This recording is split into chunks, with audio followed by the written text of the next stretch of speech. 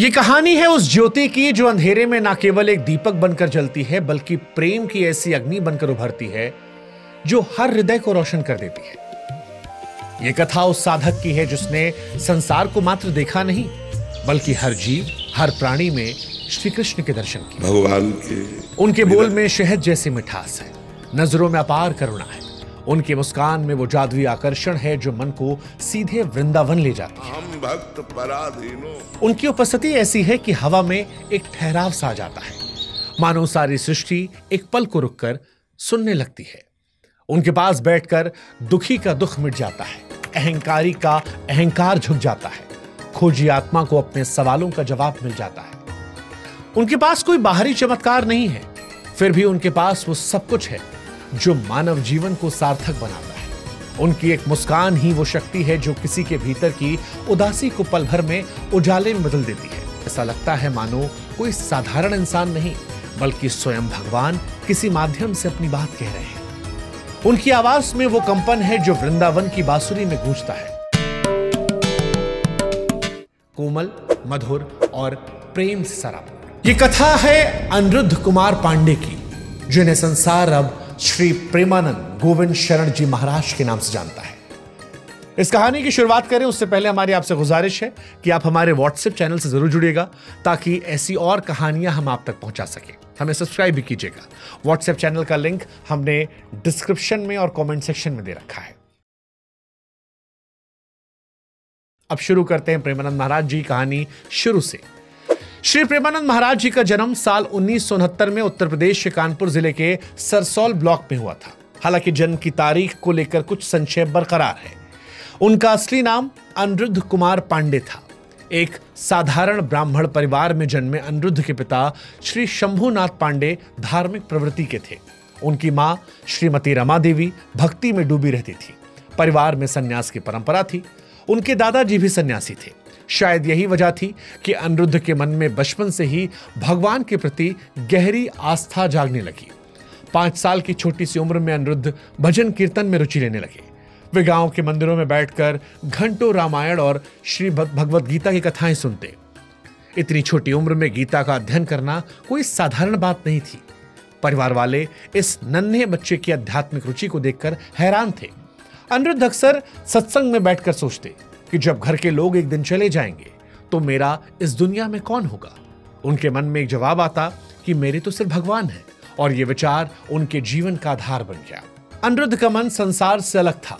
जहां बच्चे खेलकूद में मस्त रहते वहां अनिरुद्ध मंदिर की सीढ़ियों पर बैठकर भगवान के बारे में सोचते।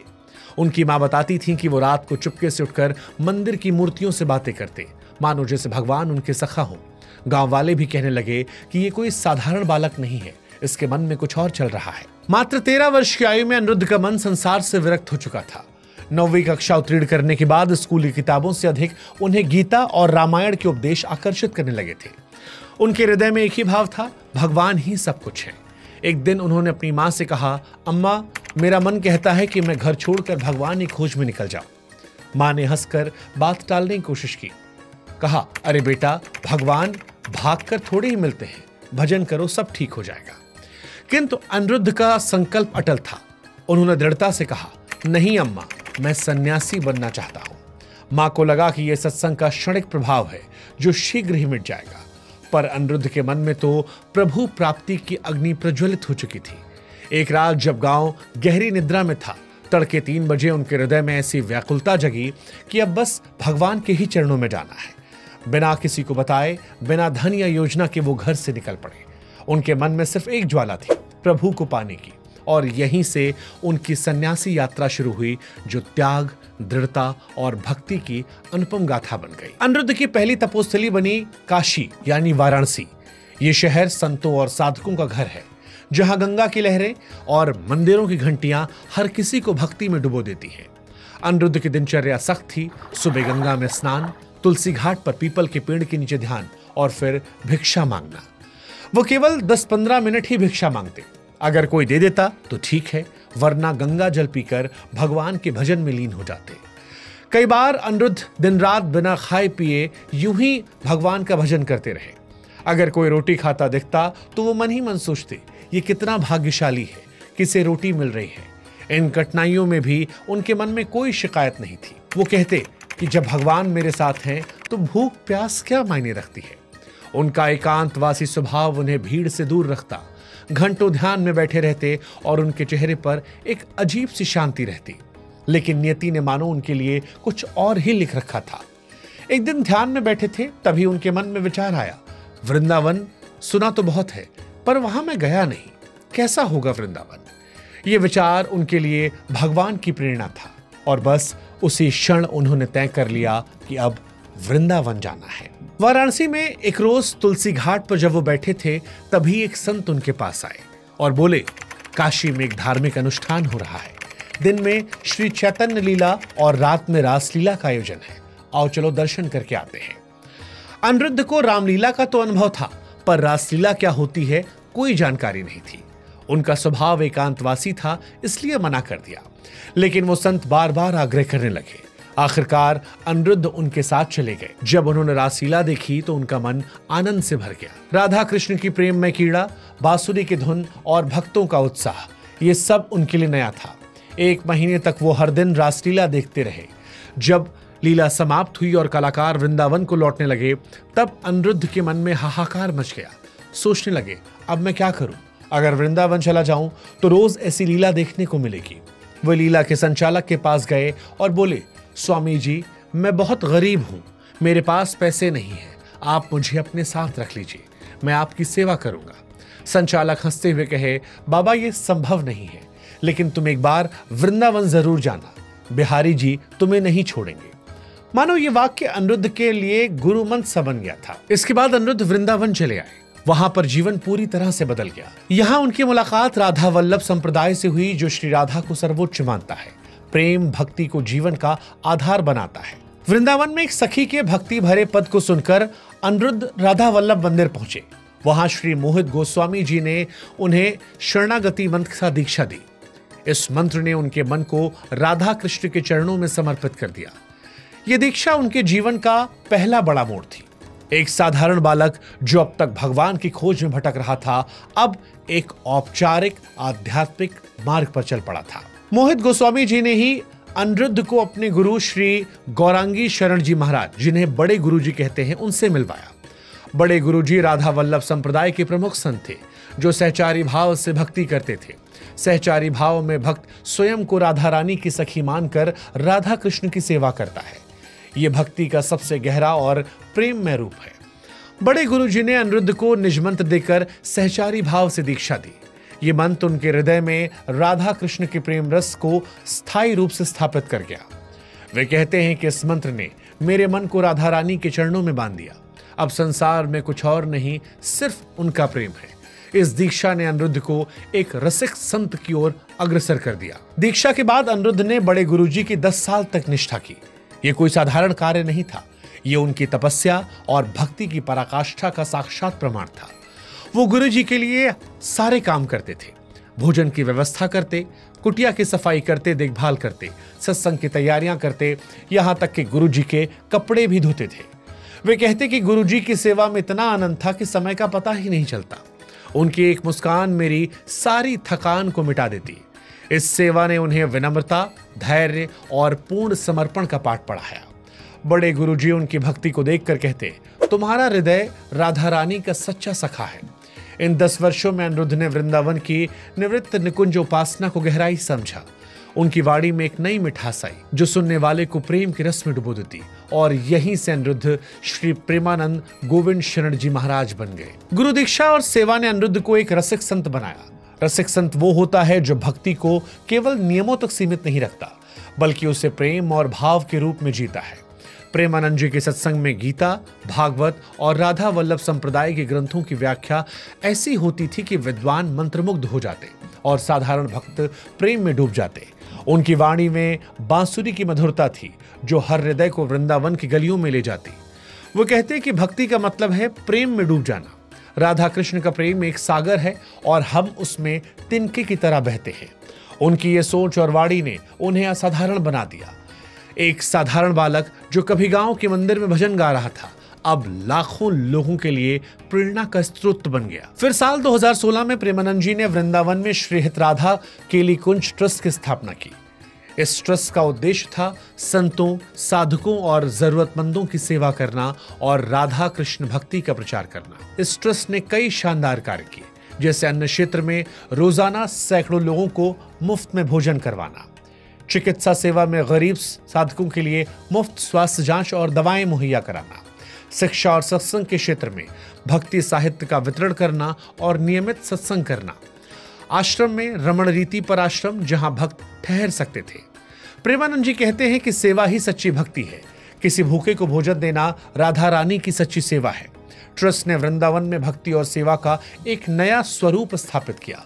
आज ये ट्रस्ट लाखों लोगों के लिए प्रेरणा का केंद्र है। 2020 के बाद प्रेमानंद जी की प्रसिद्धि बड़ी तेज फैली।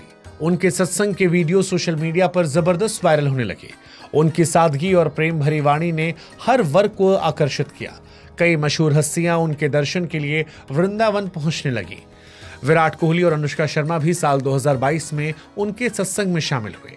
विराट ने कहा कि महाराज की वाणी से मन को अनोखी शांति मिलती है।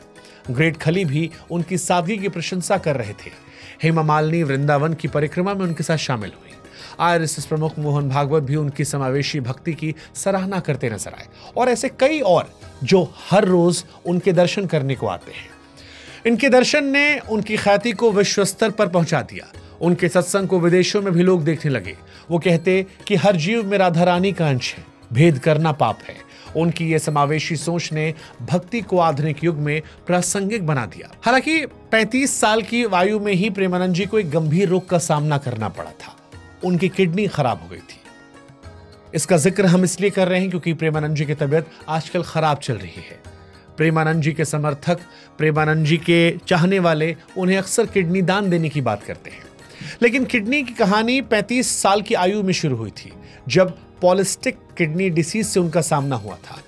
डॉक्टरों ने उनकी स्थिति को देखकर उस दौर में कहा था कि उनके पास अधिकतम 4 से 5 वर्ष का समय शेष है। यह खबर किसी भी सामान्य व्यक्ति को तोड़ सकती थी, लेकिन प्रेमानंद जी का हृदय भक्ति की अग्नि से प्रज्वलित था, जो किसी भी विपत्ति को भस्म करने में सक्षम थी। उन्होंने बीमारी को कभी अपने मन पर हावी नहीं होने दिया। उनकी आंखों में राधा रानी के चरणों का ध्यान था और उनके होठों पर सदा भगवान का नाम था। वो दृढ़ता से कहते कि मैंने अपनी बीमारी को अपने मन का मालिक नहीं बनने दिया। मेरा मन तो राधा रानी के चरणों में समर्पित है। प्रेमानंद जी की भक्ति और उनके प्रभु के प्रति अटूट विश्वास ने न केवल उनके जीवन को बल दिया, बल्कि उन भक्तों के लिए भी प्रेरणा का स्रोत बने। जब भक्तों को उनके रोग का पता चला तो कई भक्तों ने आगे आकर अपनी किडनी को दान करने की पेशकश की, लेकिन प्रेमानंद जी महाराज का हृदय करुणा और त्याग से भरा था। उन्होंने विनम्रता से मना करते हुए कहा कि मैं किसी को कष्ट देकर सुख नहीं ले सकता। भगवान की इच्छा ही मेरे लिए सर्वस्व है। उनकी निस्वार्थ भावना उनके आध्यात्मिक बल को और अधिक उजागर करती है। आज भी उनके शरीर में असीम दर्द बना रहता है। रोग ने उनके शरीर को कमजोर करने की हर संभव कोशिश की है, पर उनके चेहरे की मुस्कान और हृदय की शांति को वो छू तक नहीं पाया, और उनकी दैनिक दिनचर्या इसका जीवंत उदाहरण है। प्रेमानंद जी प्रतिदिन सत्संग आयोजित करते हैं, जहां सैकड़ों भक्त उनकी वाणी में भक्ति का रसपान करते हैं। उनकी बातें सुनकर भक्तों का मन प्रभु प्रेम में डूब जाता है। इतना ही नहीं, नियमित रूप से वृंदावन की पवित्र परिक्रमा करते हैं, जिसमें उनका शारीरिक दर्द भी उनके समर्पण के सामने हार मान जाता है। प्रेमानंद जी का जीवन एक जीवन संदेश है। सच्चा समर्पण और भक्ति का दुख हर कठिनाई को पार कर सकती है। उनकी यात्रा हमें सिखाती है कि जब भगवान के चरणों में आप अर्पित हों तो कोई भी शारीरिक या सांसारिक पीड़ा उसका कुछ नहीं बिगाड़ सकती। उनका जीवन न केवल उनके भक्तों बल्कि प्रत्येक उस व्यक्ति के लिए प्रेरणा है जो जीवन की चुनौतियों से जूझ रहा। प्रेमानंद जी का कहना है कि जब राधा रानी का आशीर्वाद है तो बीमारी क्या, मृत्यु भी मेरे प्रभु प्रेम को छू नहीं सकती। उनकी ये दृढ़ता और भक्ति की मस्ती हमें सिखाती है कि जीवन का सच्चा सुख भगवान के प्रति पूर्ण समर्पण में ही है। प्रेमानंद जी महाराज का जीवन हमें यह भी सिखाता है कि प्रेम और भक्ति से हर असंभव को संभव बनाया जा सकता है। उनका बचपन भक्ति के बीच था। सन्यास की राह ने उन्हें तपाया, वृंदावन ने उन्हें प्रेम का सागर बनाया, गुरु दीक्षा ने उन्हें रसिक संत बनाया, ट्रस्ट ने भक्ति को सेवा से जोड़ा, सेलिब्रिटी दर्शनों ने उनकी वाणी को विश्व पटल तक पहुंचाया और बीमारी पर जीत ने समर्पण की ताकत दिखाई। प्रेमानंद जी कहते हैं कि जीवन का एकमात्र उद्देश्य प्रेम करना और प्रभु के चरणों में समर्पित होना है। राधा रानी की शरण लो, सब ठीक हो जाएगा। उनकी ये बात हर उस व्यक्ति के लिए है जो जीवन में दुख या निराशा महसूस करता है। उनका जीवन एक प्रेरणा है कि जब आप भगवान पर भरोसा करते हैं तो कोई भी कठिनाई आपको नहीं हरा सकती। हम ईश्वर से प्रार्थना करते हैं कि प्रेमानंद महाराज जी को लंबी आयु दे, ताकि हम सब उनसे ज्ञान ले सके, हम सब उनको सुन सके और वो इस कलयुग में संसार को और बहुत सारी अच्छाइयों से रूबरू करा सके, लोगों को बेहतर बना सके। इसी उम्मीद के साथ जय श्री राधे कृष्ण।